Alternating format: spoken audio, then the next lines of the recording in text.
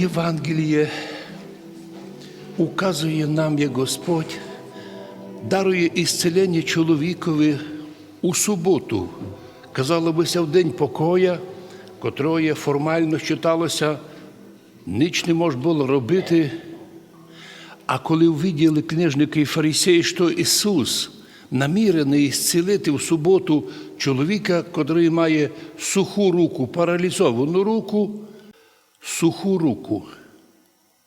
Тільки один народ у світі, древні русини народ, тобто ми, називаємо чоловіка паралізованого або чоловіка худого сухий. Кирил і Мефодій зафіксували це слово 1150 років назад. Уже 1150 років назад наші предки казали за чоловіка худого сухий. Рука, котра була паралізована, вона обично ставала худа. І от прийшов чоловік, котрий мав руку суху, тобто паралізовану. І коли позвідав книжники і фарисейці достойно в суботу ісцеляти, а вони хитреці мовчали.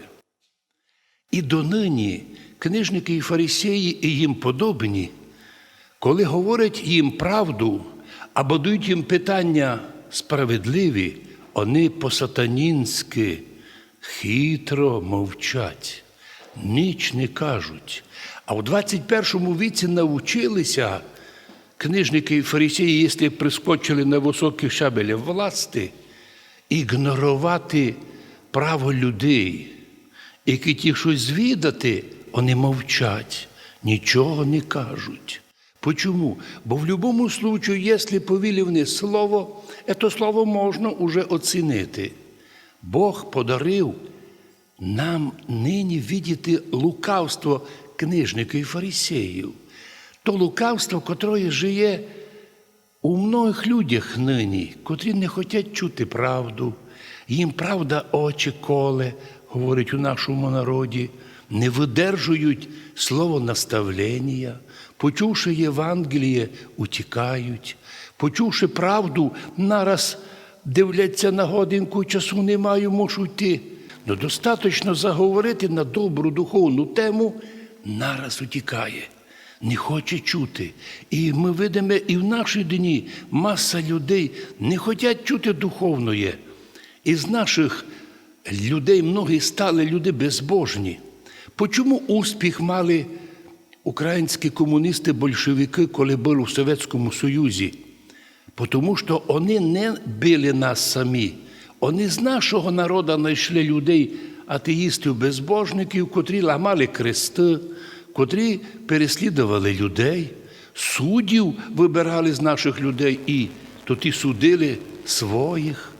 Так в цьому мірі книжники і фарисеї навчилися використовувати слабих у якоїсь нації, тягнути їх до себе і їх натравити на власний народ.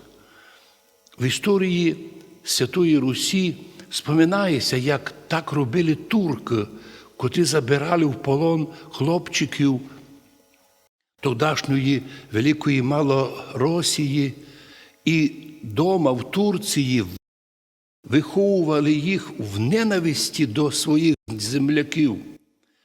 І вони отримали названня яничари. Тобто ті хлопці, котрі прийшли на свою рідну землю, та нещадно більше били своїх, чим самі турки.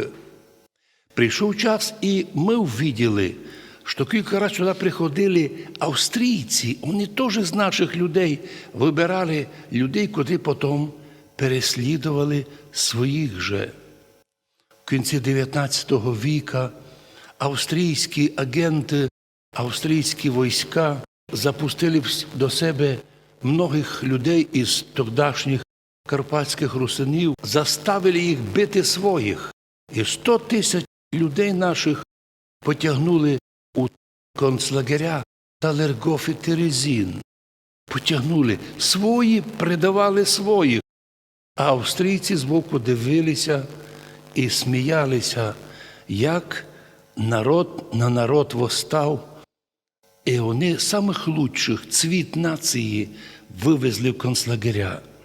То це повторило через другі роки, то було у 1914-му, а потім повторилося уже після війни Другої світової, коли в наш край прийшли визволителі, і 80 тисяч людей повезли в концлагеря. Самих ліпших учителів, викладачів, поетів, письменників, композиторів, художників, тобто цвіт нації. І ми порозуміли, що дома б стали люди, котрі були перепужені, і протест уже не могли робити. Люди були зломлені. Сьогодні прийшов до Ісуса чоловік, який має руку суху. То є образ чоловіка цього світа, який не може робити всяку роботу.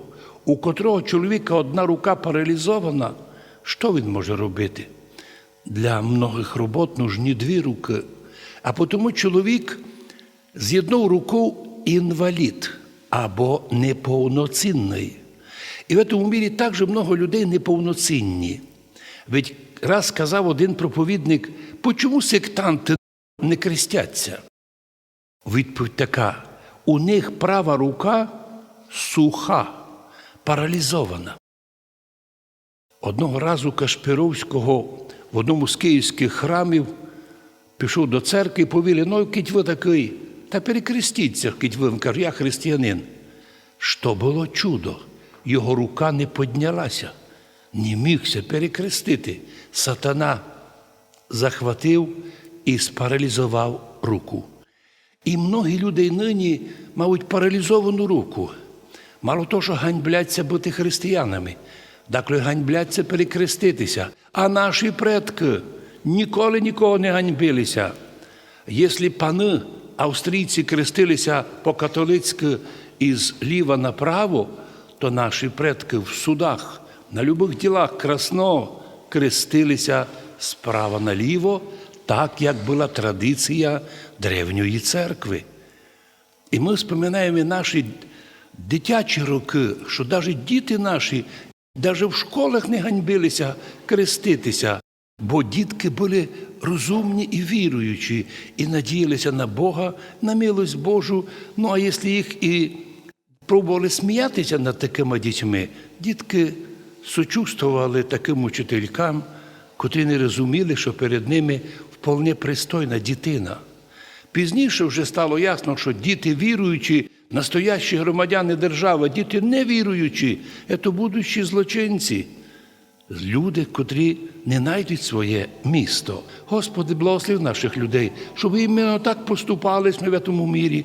Бо лише так ми, будучи діти Божі, члени Церкви Христової, живі клітки на організмі тіла Христова, ми в такому случаї лише будемо самі здорові, не маючи ані одного члена тіла сухого, паралізованого, будемо способні самі себе послужити, помочи другим і близьким, а у вічності іменно здорових духовно зможе Бог прийняти, і ми би таки, по милості Божій, наслідували би Царство Божоє, царство не паралізованих, царство не сухими руками, а царство із здоровими руками, ногами, очами і ушами, царство святих. Амінь.